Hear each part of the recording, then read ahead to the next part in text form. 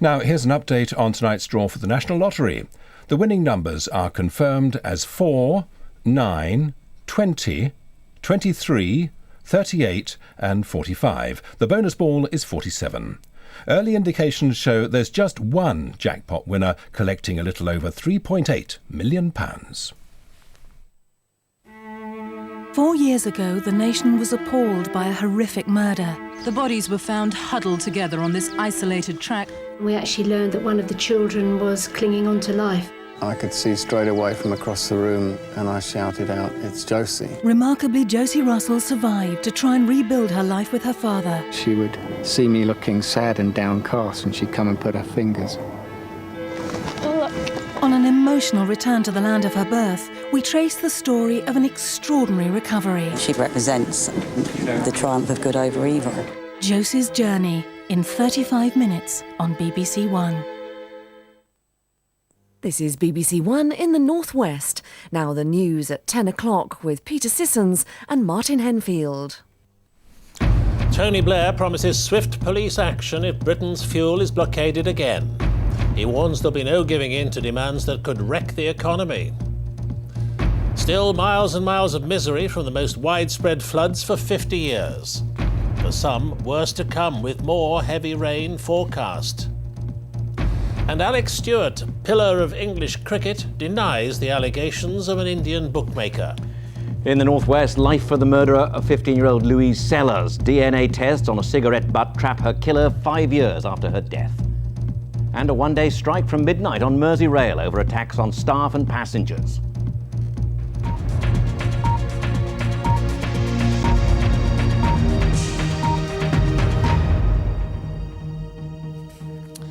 Good evening. Government and fuel protesters staked out their positions today as the protesters' 60-day ultimatum moved into its final fortnight. Tony Blair made it plain there'd be no big cut in fuel duty, and he signalled there'd be no repeat of his government's biggest crisis. Police would act quickly and decisively against any new fuel blockades. The protesters promised an invasion of the capital by 25,000 trucks if they were ignored in next week's pre-budget statement. At Stanlow Oil Refinery in Cheshire, where the fuel protest started, they've put up new fencing. It's for added safety in case of a new blockade. But the message to protesters is clear. It'll be tougher this time. Today at Westminster, the government launched a concerted and preemptive strike against the protesters, spelling out the high cost of a cut in fuel duty. Why, whatever we can do on fuel, it cannot be the expense of people's mortgages going up, or being unable to do something for pensioners, or being unable to do the commitment to invest in public services, which is vital for people in this country. Good morning. But the Conservatives argued that the government could easily afford to cut fuel tax. I think there's scope to reduce the price of fuel. The Chancellor has billions of pounds more in his so-called war chest than he was expecting to have earlier in the year. One of the leaders of the fuel protest was also at Westminster today, answering MPs' questions. He warned the government about being too confrontational. I'm sorry, time has run out, because we are so downtrodden now.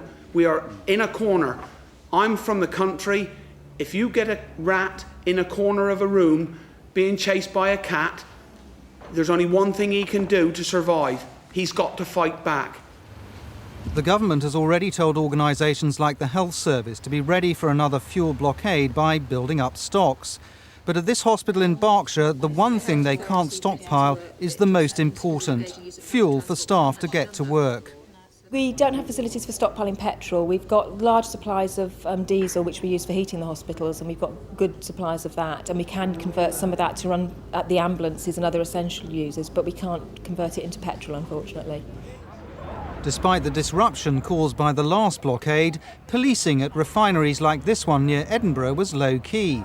The government says the police will act quickly and decisively in the event of a new blockade, but the police themselves are reluctant to promise a tougher approach. We're not looking at a situation where we are on a countdown to a big emergency. We're taking things day by day, and we need to see what happens. But businesses are growing concerned at the prospect of fresh disruption to essential supplies. Today, Britain's biggest supermarket chain condemned threats by fuel protesters to block food distribution depots. It's a very short period of time before the food supply chain gets interrupted. You know, we don't carry many stocks these days anywhere in the chain, and therefore it doesn't take much to mean that there's shortages for customers. During the last fuel blockade, the protesters enjoyed a large measure of public support. But this time, if there's wider disruption to things like food supplies, that support could quickly evaporate. Greg Wood, BBC News. And our political editor, Andrew Marr, is in Downing Street now. Andrew, if the protesters try to bottle up the refineries again, what is the government plan? To stop them, in short. What we're going to hear tomorrow is a statement from Jack Straw, the Home Secretary in the House of Commons, where he's going to do two things. He's going to list all the devices and agreements he's got with the police, with the oil companies, with local authorities and so on, to try and practically prevent any repetition of the crisis we saw in September. But he's also going to go more than that. He's going to try and carry the political fight to the protesters. He's going to list all the evidence from chambers of commerce and people around the country about the jobs that were nearly lost, the orders that were lost, the companies that were close to going bankrupt, the problems in hospitals and so on, to force people to understand that if there is another repetition of what happened, it won't be funny. Real jobs, real industries could go under as a result of that. This is, of course, a very, very high-risk strategy because the public are going to have to choose between, on the one hand, do they believe the government, all the things that we've been hearing just now in the package about the economic cost of all of this and what Jack Straw is going to be saying in the Commons tomorrow, or do they believe the fuel protesters? And, of course, last time round, they were on the side of the fuel protesters.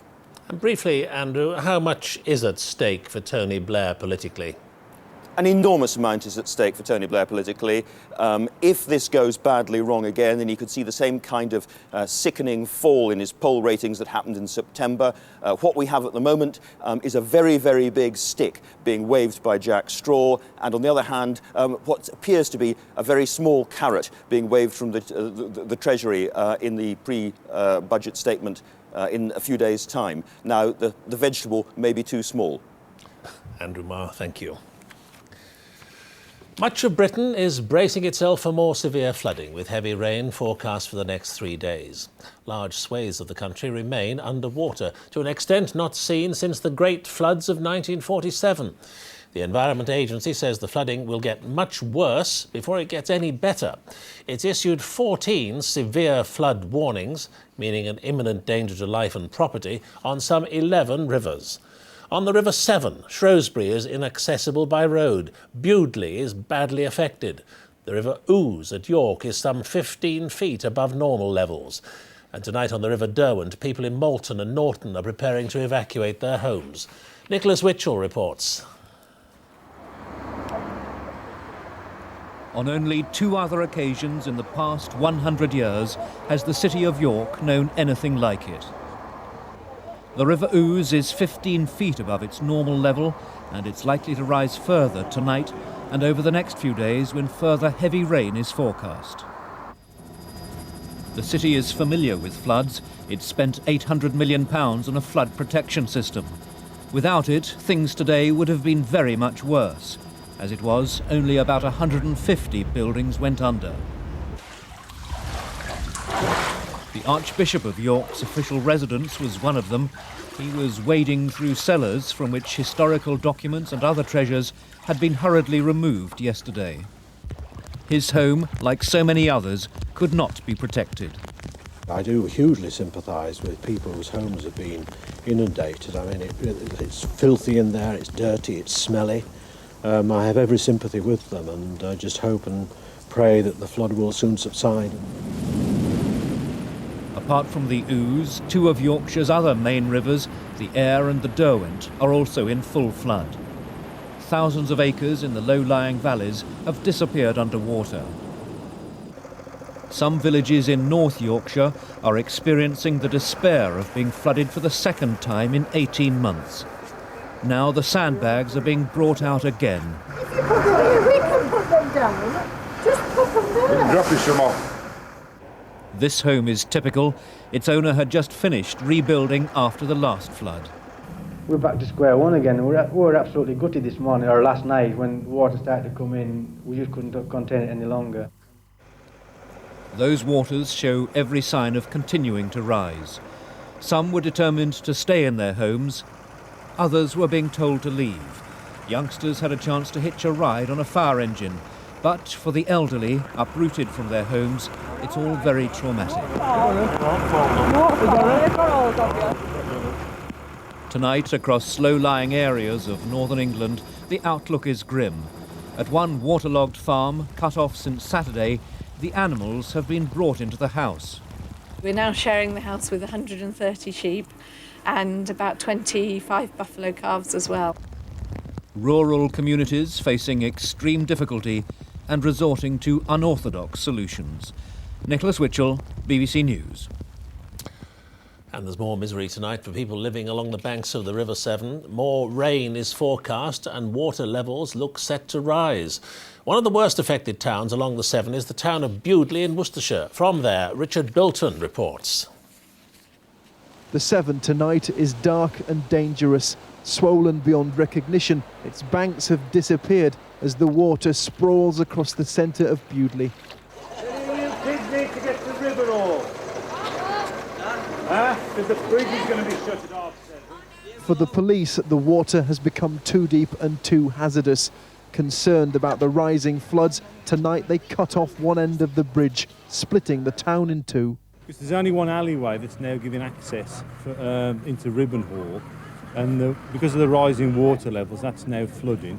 So we've got to close that off, which means there's no access between this side of the town and the other. The sandbags are increasingly a token gesture. They filter out some of the dirt and silt, but do little to protect houses from the rising water. It's bad enough now. I mean, it just compounds it, doesn't it, more and more, and it gets further and wider apart, so more sandbags. It has been a day of dealing with the damage.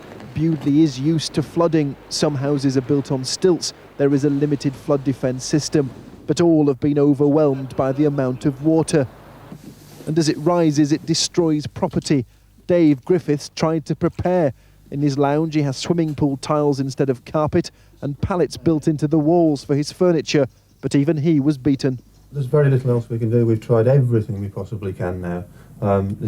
It is still a good idea, but the severity of the flood at the moment, we just, there is nothing else you can do. Scores of people have been moved from their homes in a town watching and waiting as the water creeps higher and higher. Richard Bilton, BBC News, Bewdley. And Richard Bilton is in Bewdley now, and we're also joined by Richard Wells in another flooding black spot, York. But first to Bewdley. Richard, what sort of night is it going to be in those towns along the Severn? I think here in Bewdley it could be a bit grim. The Severn, you can see over there, continues to rise, 16 feet deeper than normal, now 50 yards wider. And the Environment Agency have said tonight 150 homes in this town have now been affected, like the ones behind me, by the water. I think the problem here, many of the experts don't really know what the river's going to do. It's half a century since it was this bad, and the rivers have fundamentally changed since then. So what's the outlook for the next few days? Is there any relief in sight? I'm afraid there isn't. There's two things they're worried about: where and when the water will stop rising. They reckon it will keep rising here until about Friday morning. That's a peak of about 3 feet. And then there's those storms they're concerned about. If it rains heavily in Wales over the weekend, this river at worst could stay as it is. At absolute worst could actually be topped up and get much, much worse in the coming days. Richard Bilton in Bewdley, thank you. Now to Richard Wells in York. Richard, York, like Bewdley, is no stranger to flooding, but it can't get any easier to take. No, York has always had a precarious association with its major river. The Ouse has influenced its architecture, indeed its history. But what's worrying many local people is that this is the third time in 18 months that significant parts of the city have been underwater, and that despite the fact that millions of pounds have been spent on their flood defences. These appear to be extraordinary times. And what's the regional picture? So far, Yorkshire seems to have been overshadowed by the storms in the south. There's a flood warning tonight on every river in Yorkshire. Severe flood warnings on 3, here on the River Ouse, at the Derwent, at Malton and Norton, and also on the River Aire northwest of Leeds. And that will be the one to monitor overnight and into tomorrow, because that's the river closest to the Pennines. There's been torrential rain there today. More is forecast. The Environment Agency say that the rainfall will have an impact. The question is, how big an impact? They could issue more severe flood warnings over the coming days, and if that happens, that would mean more misery, more homes evacuated for countless numbers of people. Richard Wells in York and Richard Bilton in Bewdley, thank you. And Europe's leading climate experts are predicting that Britain will face more potentially disastrous flooding in the future. A major new report out tonight says global warming will bring increasingly erratic weather over the next 50 years, although there could also be significant benefits to the UK. But parts of southern Europe, it's projected, face desert-like conditions, water shortages and the likelihood of forest fires. Watching this week's floods, the burning issue now is whether global warming is to blame. World experts in the field who wrote today's definitive report say it's highly probable. Temperatures are nearly a degree warmer than 100 years ago, and this is making our weather increasingly volatile. The report predicts further dramatic climate changes in the UK over the next 50 years. Temperatures will rise between 1 and 3 degrees centigrade.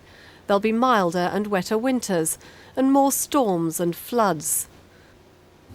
Professor Mike Parry and an international team of scientists have produced what's likely to be the blueprint on European climate change for years to come.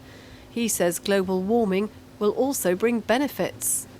I think we'll see a mix of pluses and minuses, if you like. We often tend to concentrate on the minuses, and there definitely is evidence of an increased frequency of droughts and storms, but added together, the pluses probably for Northern Europe outweigh the minuses.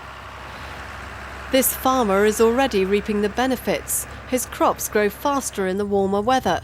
The report says other parts of the economy will also do better and energy needs will be reduced. Tim Mack is growing soya, a lucrative crop more common in Italy. We've been told that our climate is actually going to become more and more Mediterranean, and I feel that possibly, things are starting to happen already. The report says the UK and other relatively rich countries in Northern Europe will get richer, but in the south the opposite will happen. Global warming will make poor regions poorer. Southern Europe will get hotter. There'll be more like these recent forest fires, water shortages and drought, and less tourism. Doubts remain over the pace of climate change, but the report leaves no doubt that global warming's an increasing reality and one we must adapt to. Margaret Gilmore, BBC News. A 26-year-old man has been shot dead tonight in Newton Abbey on the northern outskirts of Belfast. Police believe the murder is part of an ongoing loyalist feud, which has seen 4 men killed since Saturday. Earlier, an RUC officer was injured in a bomb attack on a police station at Castlewellan in County Down. It's thought the device was triggered when the officer moved the traffic cone at the station's front gate. Railtrack is to investigate why a mail train passed through 2 red signals and crashed into a coal train at Lawrence Hill Station in Bristol. The driver of the mail train suffered a broken arm and cuts to his face.